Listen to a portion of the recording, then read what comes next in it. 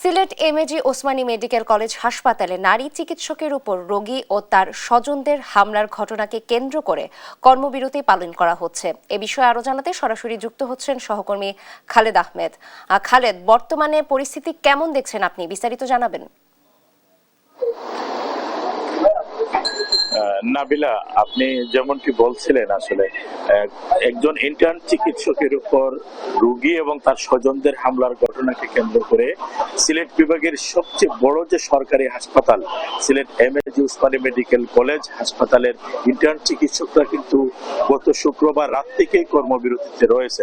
এবং আমরা সব শেষ যে তথ্যটি জানি, গতকালও কিন্তু হাসপাতাল কর্তৃপক্ষ তাদের সাথে বসেছেন, কিন্তু তারা যে দাবিটি তুলেছেন যে আর যাতে করে ইন্টার্ন চিকিৎসকের কোনো ধরনের হামলার ঘটনা না ঘটে সে ব্যাপারে যেন নিশ্চয়তা দেয়া হয় এবং দৃষ্টান্তমূলক যারা এই হামলার ঘটনা ঘটিয়েছে তাদের দৃষ্টান্তমূলক শাস্তি নিশ্চিত করতে পারলেই তারা তাদের কর্মবিরতি প্রত্যাহার করবেন। কিন্তু হাসপাতাল কর্তৃপক্ষ গতকালকের যে সভা হয়েছে সেই সভায় তারা বলেছেন যে 5 সদস্যের একটি তদন্ত কমিটি গঠন করা হয়েছে।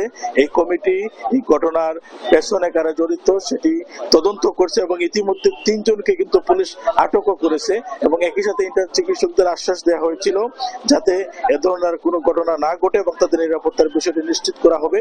তারপরও তারা তাদের কর্মবিরতি প্রত্যাহার করেননি। এবং আমরা যেমনটি দেখলাম যে এখানে আসলে প্রচুর রোগী আসছেন, এখানে প্রতিদিনই অসংখ্য রোগী সিলেট বিভাগের বিভিন্ন জায়গা থেকে অসংখ্য রোগীরা আসেন। তবে এই সমস্ত রোগীদেরকে চিকিৎসা দিচ্ছেন এখানকার যারা অ্যাসোসিয়েট প্রফেসর, অ্যাসিস্ট্যান্ট প্রফেসর বা প্রফেসর লেভেলের অনেকেই কিন্তু এখানে চিকিৎসা দিচ্ছেন। রেজিস্ট্রাররা আছেন বিভিন্ন বিভাগের দায়িত্বপ্রাপ্ত, তারাও কিন্তু চিকিৎসা দিচ্ছেন। বলা যায় আসলে চিকিৎসা সেবায় তেমন কোনো প্রভাব পড়ছে না। তবে এখানে অন্তত 3 শতাধিক ইন্টার্নি চিকিৎসক যারা রয়েছেন তারা কর্মবিরতিতে রয়েছেন।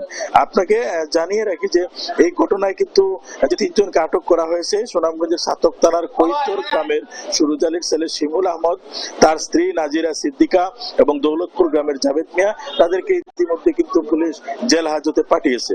এবং এই ঘটনার পরপরই চিকিৎসকরা কর্মবিরতি ঘোষণা করেন গত শুক্রবার রাতে।